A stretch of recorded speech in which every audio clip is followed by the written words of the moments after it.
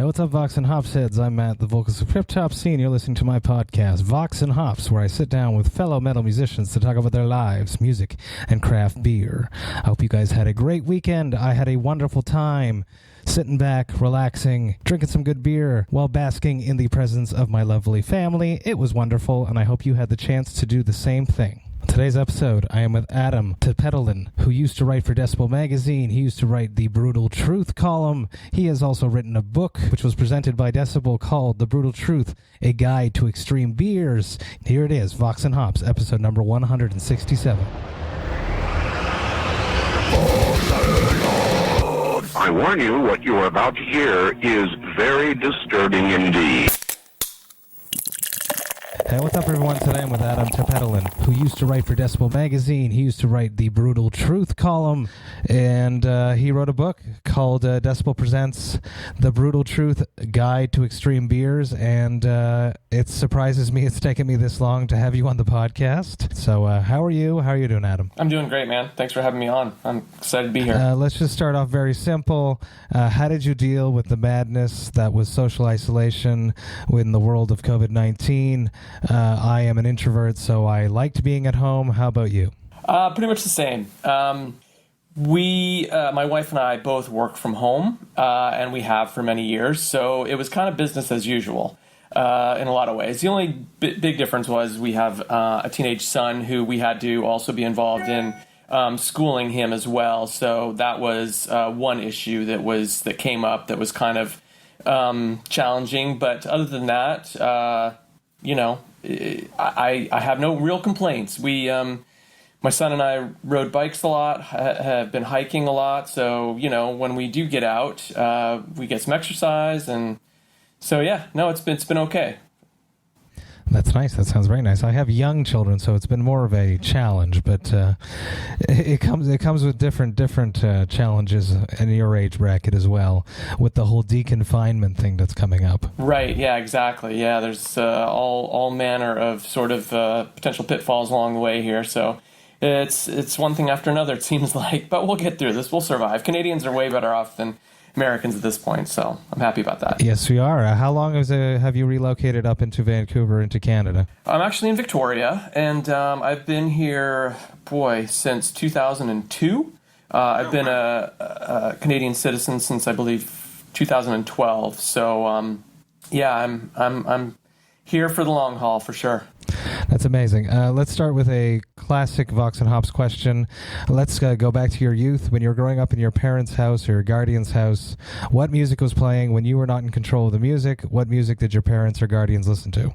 That is an excellent question. I had, relatively speaking, fairly hip parents for that era. I'm 52. So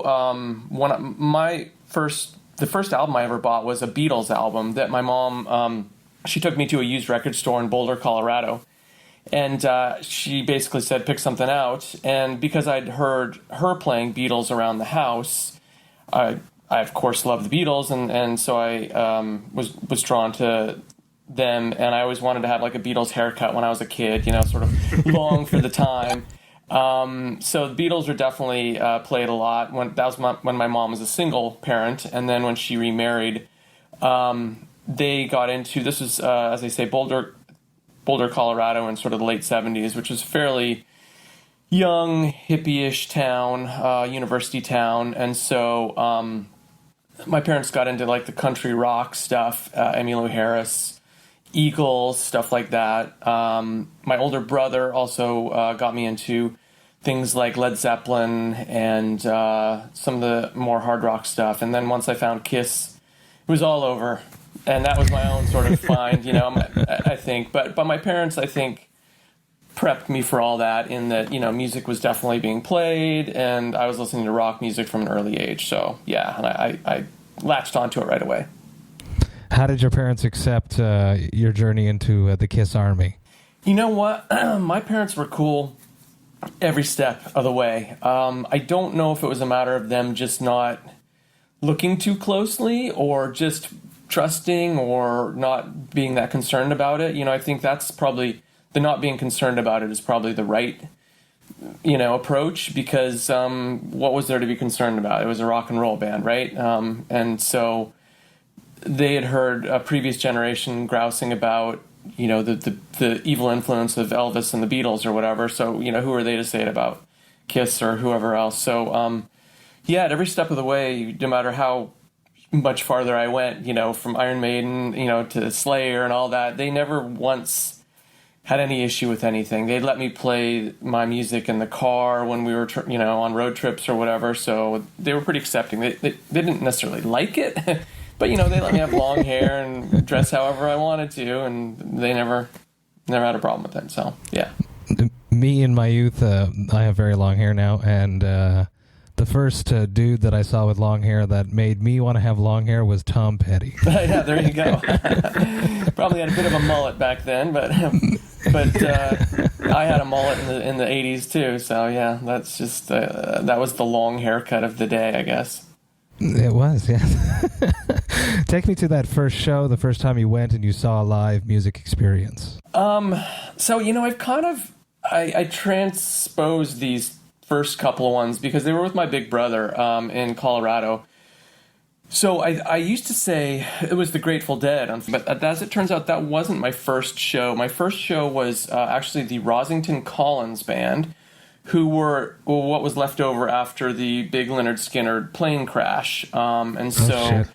They were basically Lynyrd Skynyrd without Ronnie Van Zant. So that was the first show I saw. It was a club show, and they had a minor hit in the States. And this was like 81 or something like that, 1981. So I think technically that was the first rock show I ever saw. Although I think actually in the 70s I might have seen the Beach Boys, maybe 70s or 80. I saw the Beach Boys play in Washington, D.C. on 4th of July at some, giant on the mall there. But, I was so far away. I don't really count that as an actual gig.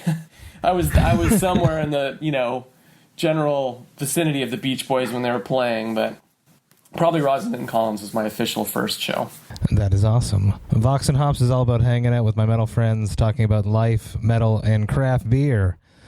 So what beer do you have on your side there, Adam, that we're going to share together virtually? I got this. It is, that's not good. It's Parallel 49, local Vancouver beer, and this is their Filthy Dirty IPA, which I always say it sounds like a Motorhead song, but this is a great IPA. It is the kind of IPA I really like. It's like basically a West Coast IPA, kind of standard kind of grapefruity, citrusy, and then good bitterness, and that's, a little bit of like kind of pininess or whatever, and that's all she wrote. That's awesome. Crack that open, and I'll tell you about mine. I am drinking La Machette, which is from Saint-Bock Brasserie Artisanale, which is one of Montreal's premier tap rooms, in my opinion, on St. Denis Street.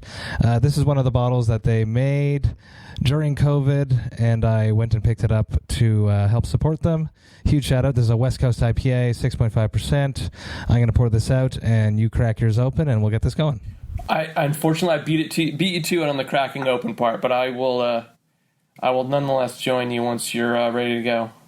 And I love Montreal beers. I love Quebec beers. Honestly, some of my favorite breweries are from your part of the world, so I'm jealous. Awesome. Cheers. Yeah, it's got that little hop bite. The West Coast bite. It's still very smooth. It's got that citrus piney, exactly what you want it to be. I love the name Machette. You can't go wrong. Saint-Bock does some great stuff. I love it. Love it to death. And let's just jump off right where you said before. Montreal Beers. Tell me about some breweries that you know from here and that you appreciate. Well, Unibrew was my entry point to, and honestly, I've stumped for them for years. I mean, they're not just like a great Quebec brewery. I think they're like one of the best breweries in the world. I love their beers, but that was sort of my first introduction to Quebec beers. From there, there was a number of different ones that I have now tried over the years. I'm gonna hopefully get these names right. Is Le Castor? Yes. One? Yeah, I love them. Dieu du Ciel, obviously. is another one that was an eye opener, an early one that I had access to. Here's the other thing: is it's kind of crazy. We're all in Canada, but honestly, like getting beers from that part of the country have been very difficult. It's only in the last 5 or 6 years that we've started to regularly get some out here. And what I really like are the ones that are doing stuff with the mixed fermentation a lot. Those are the ones I've really gravitated toward, as I said, when we can get them here, which is infrequent. Unibrew is obviously easy. We can get those, but the others have been sort of like spotty.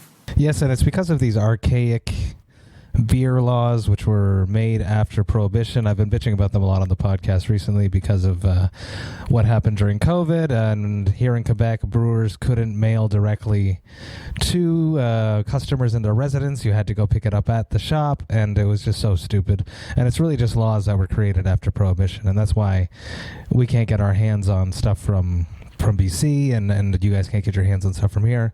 And Unibrew is, I say it all the time too, one of the most important craft beer breweries in North America, because they're the grandfathers just about of the first bottle re-fermented beer, I think, in North America. Absolutely, yeah.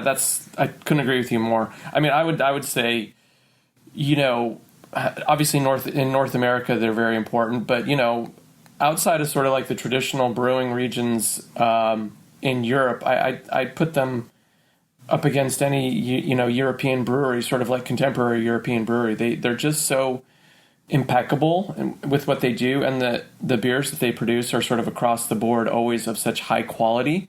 Even I thought this was kind of funny when they teamed up with Mustaine for that low alcohol saison. I thought, and this is not a brewery that's sort of known for these types of beers, I just thought, man, that's going to be a bit of a hard sell on a number of different levels. I figured that the Megadeth people would just be all like expecting to be something like 9 or 10% alcohol or whatever, and they come out with this like 4 point whatever percent dry hopped saison, but I tried it and it was amazing.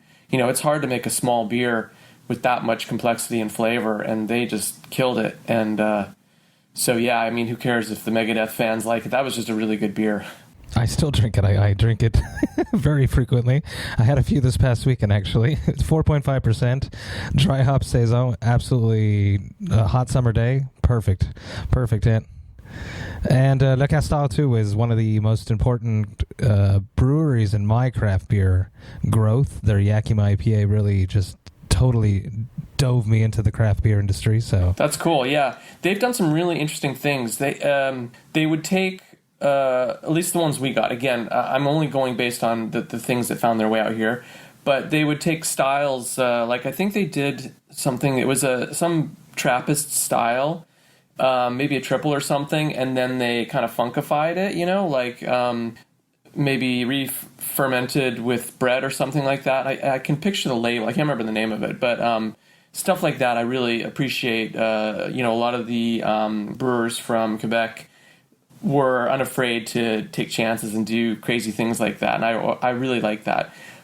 There's the other brewery, they did I think they're a Quebec brewery. They did the punk rock one with No Means No, the smoked, what was it, a smoked, anyway, it was a collaboration with No Means No. It was called Punk Rock, but like Rausch beer, like Yes, of course. Yes.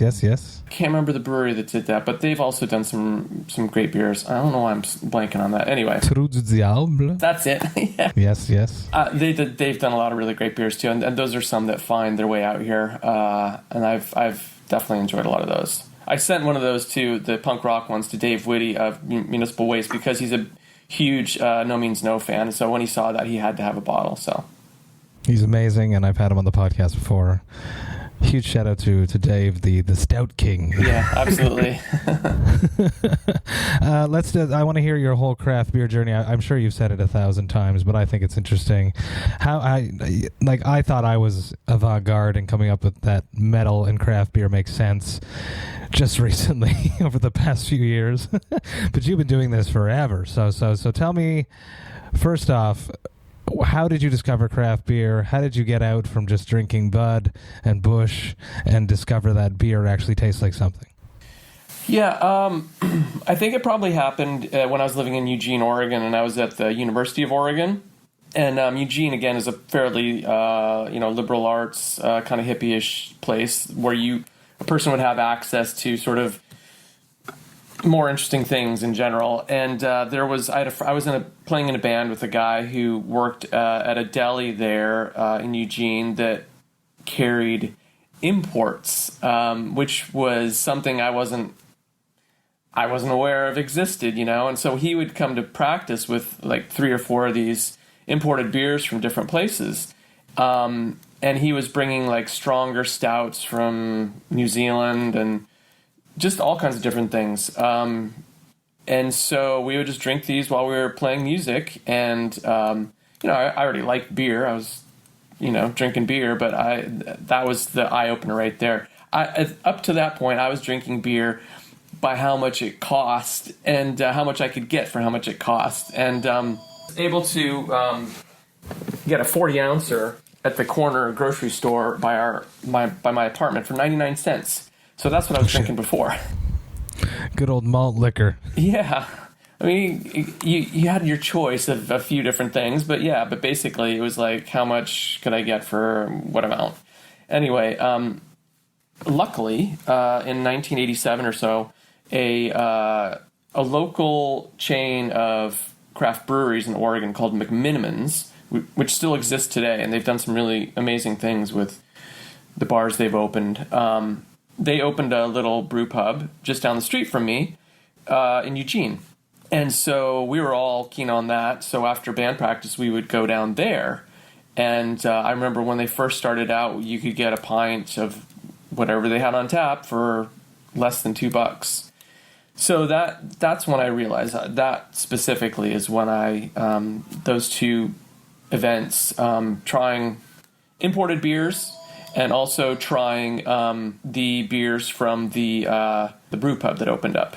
Basically after that, there was because I was living in the Northwest, Pacific Northwest, there was really no reason to go back to drinking cheap, tasteless pale lagers. How did you find in your mind the connection between metal and craft beer?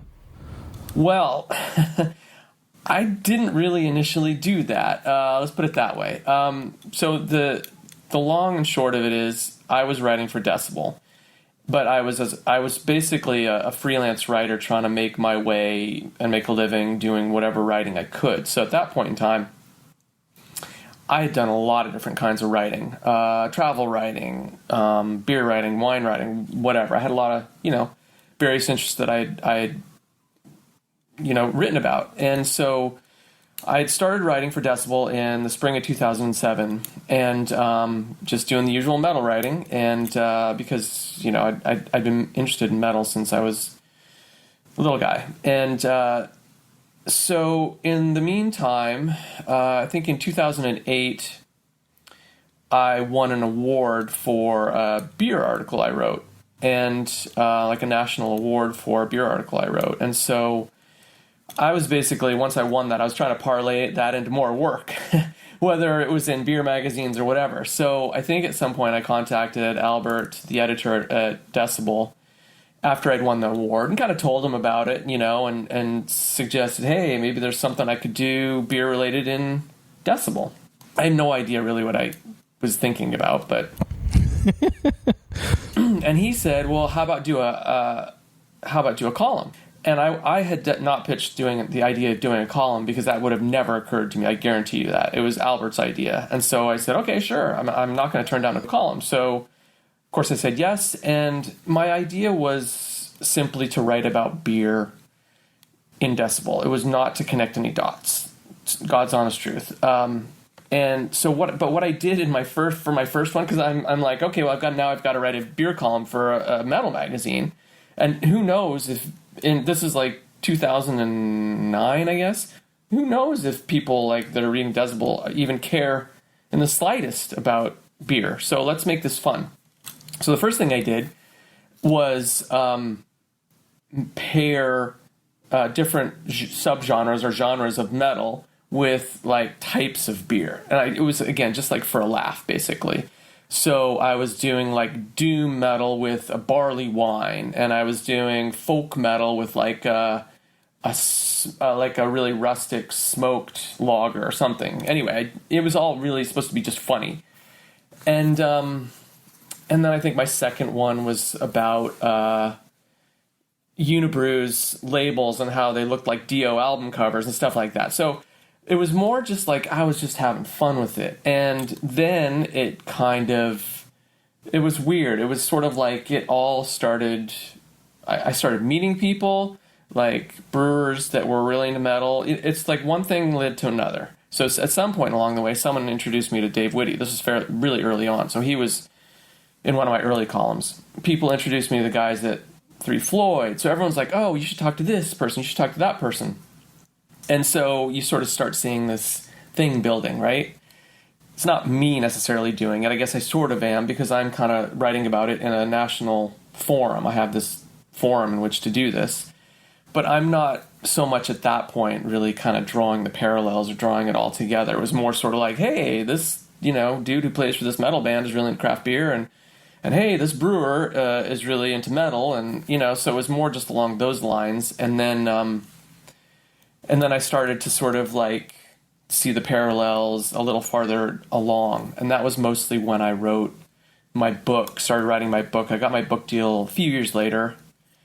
And that's where I really sort of kind of officially tried to make an argument for this beer and metal connection in my book. Because I kind of felt like I had to, You gotta have something to stand on if you're writing this book, and it's halfway about metal and it's halfway about crazy beers. You gotta sort of like figure out a way to make them actually make sense together. What differentiates in your mind, I don't know the answer to this, so I'm curious, a metal brewery from a standard brewery? Because in my mind, it's just the artwork but is there a difference in the brews that they present, do you think? Yes and no. I think really a lot of it, what comes down to is just the people behind it. It's usually it. If they're naming their beers after Slayer songs, there's a pretty good chance that they're Slayer fans, and that they have a certain approach to the brewing, and their business as a whole. So, but for instance, let's say like Wayfinder in Portland, that's partially owned by Matt from Relapse Records, Matt Jacobson. And on its surface, you wouldn't go, oh, well, that's a metal brewery, but it's co-owned by the guy that, runs Relapse Records. So there's that. And, if you dig a little deeper and you look at some of their artwork, you wouldn't have seen them, I don't figure. But if you they package some of their beers around here and I've seen them, there's clearly a metal aesthetic there as well. But they make lagers, and there's nothing I would say particularly metal about their beers per se. So it's usually more just about the branding, people behind it, that sort of thing. I think that's what makes quote unquote metal breweries, I'd say. I think that the thought that a metal brew needs to be 9%, needs to be extreme, is a fallacy that needs to go away. I would like to have a nice 6.5%. But yet still be a metal brew. And that's something that I want a lot of these brewers. I guess it's coming when it's not a metal brewer that's doing it. And it's a brewery that's trying to do a metal themed beer. And they think, oh, we're going to do something extreme because the music's extreme. But you could be extreme in different ways. Yeah. And also, just because, well, okay, here's a very good example is True Brewing out of Colorado, who are literally as metal as they come.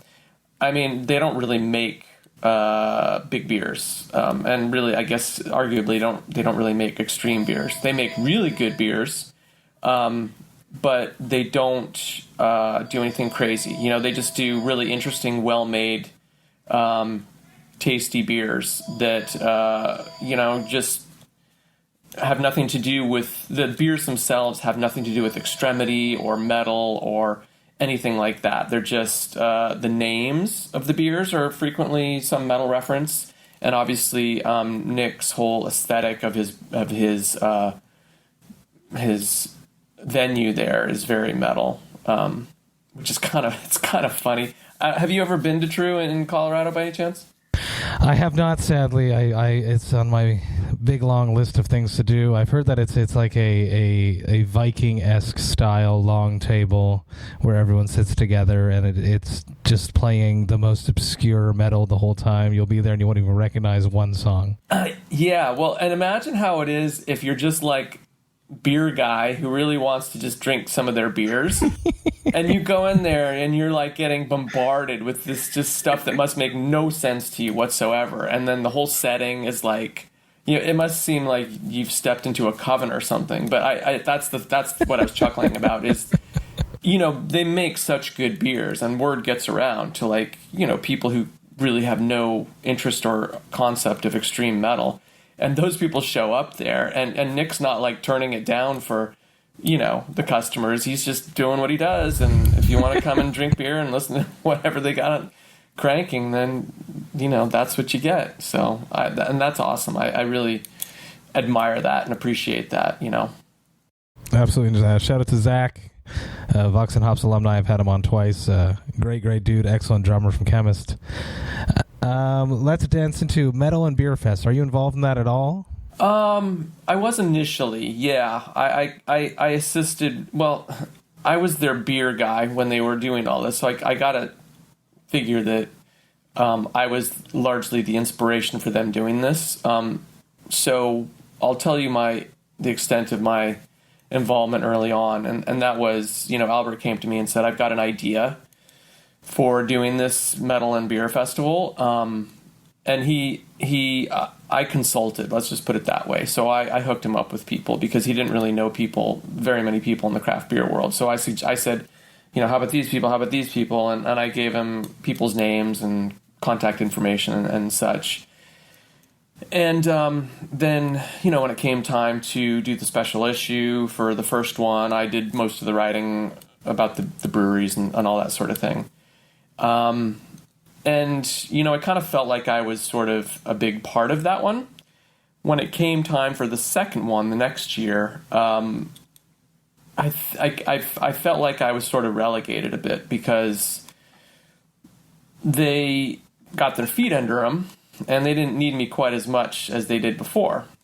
And so, and that was both ways. I was still giving them breweries because they couldn't just use the same breweries, but I was giving them breweries, but they didn't really feel the need to sort of involve me as much. And so that was the second Philadelphia one, was the last one I've been involved with at all. And so everything they've done since then, they've done on their own. And, they kind of made it a point not to brand it in any way or associate it in any way with Brewtal Truth, which to me was weird at the time because that was the beer column in their magazine, but they obviously consciously avoided doing that for whatever reason. And, to be honest, that didn't really sit very well with me. So I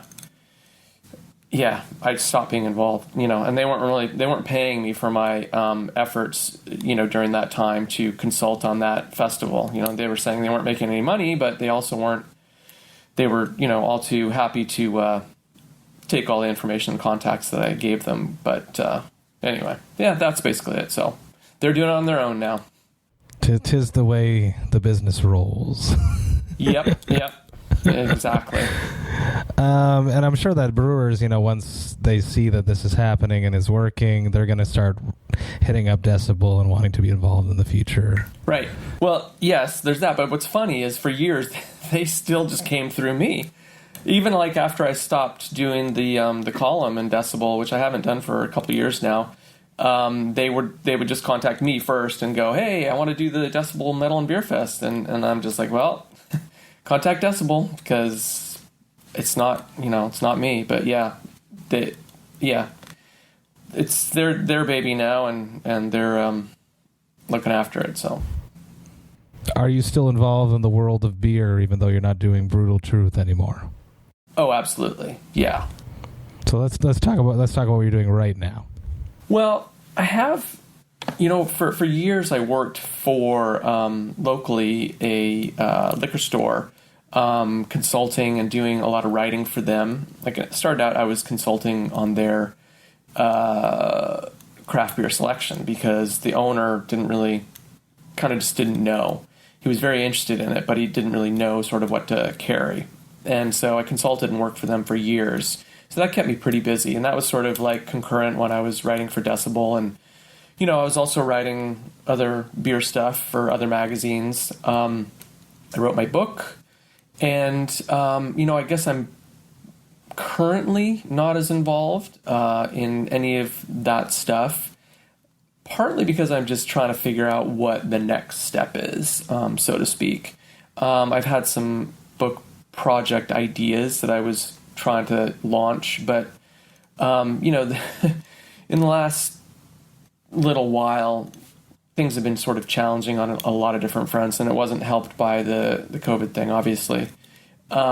So hopefully when things return to normalcy, I will put forward some book ideas that I have going. And so I can't really reveal anything, can't really tell you anything, but it's going to be more along those lines, I would say. Who are some of the most exciting metal breweries? I'm sticking to my metal brewer thing, I'm sorry. in the States or in the world right now that you're aware of? Well, we spoke about True. Obviously, they're one of the kings. Three Floyds. I guess one of the ones that I can't stump for often enough is Holy Mountain in Seattle. I just love those guys. The beer they make and just everything that they do, I think, is just fantastic.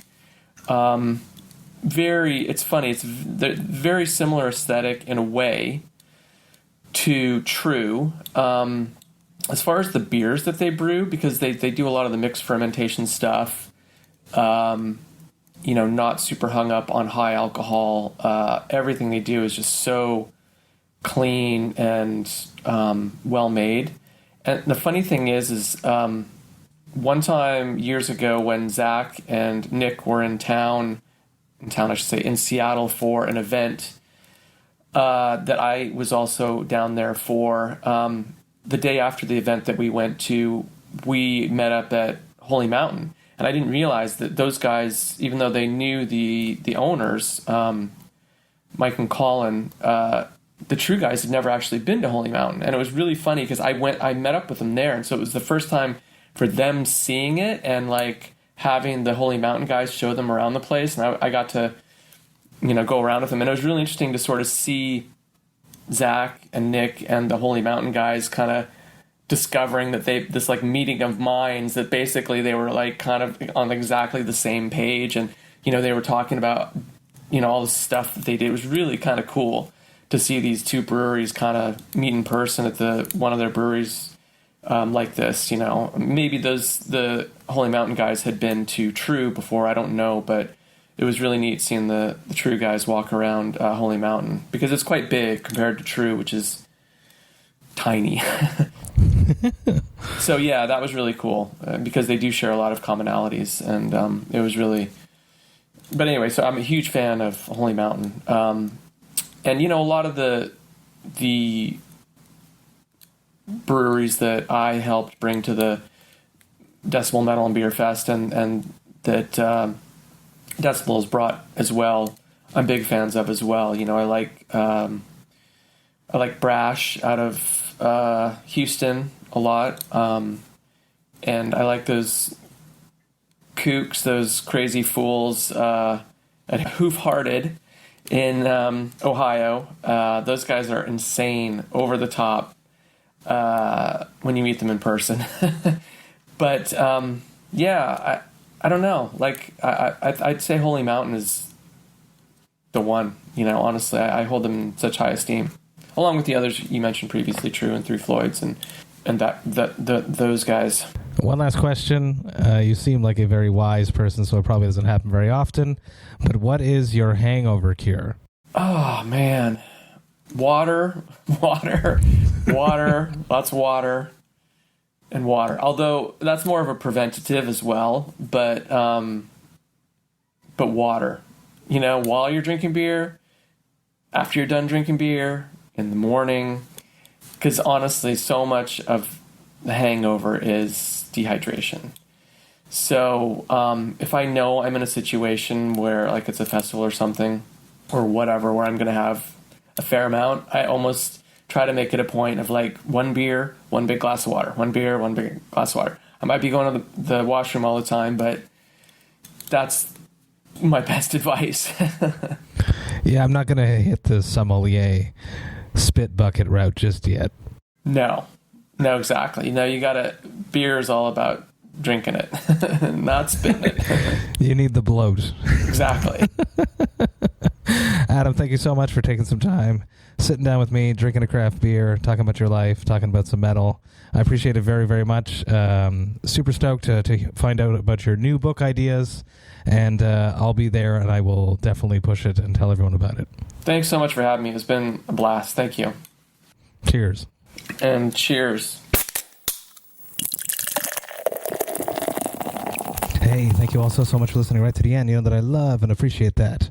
So much fun to sit down to someone who I consider to be the predecessor of metal and craft beer. It is amazing. It is super cool to dive into it and realize that, along with him, that he didn't even know that it was something that would work, and it did, and it does, and it is continuing to do that, and more and more people are starting to realize that. I found out a whole bunch of stuff about some extreme metal breweries that I didn't know about, so very interesting. Thank you, Adam. Great time, great chat. Super stoked to meet up in person and share some craft beer and talk about metal with you in the future. This coming Thursday, 8 p.m., we are having another Vox and Hops Thirsty Thursday virtual hang. I love these. They are now private.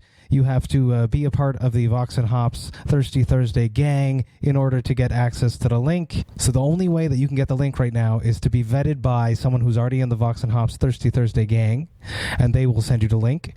Or you can simply hit me up, send me a message on the Vox and Hops social medias, and I'll send you the link. So you should join us. It's at 8 p.m. Eastern Standard Time this coming Thursday. Can't wait to hang out with you all again at Thirsty Thursday. I hope you have a great rest of the week.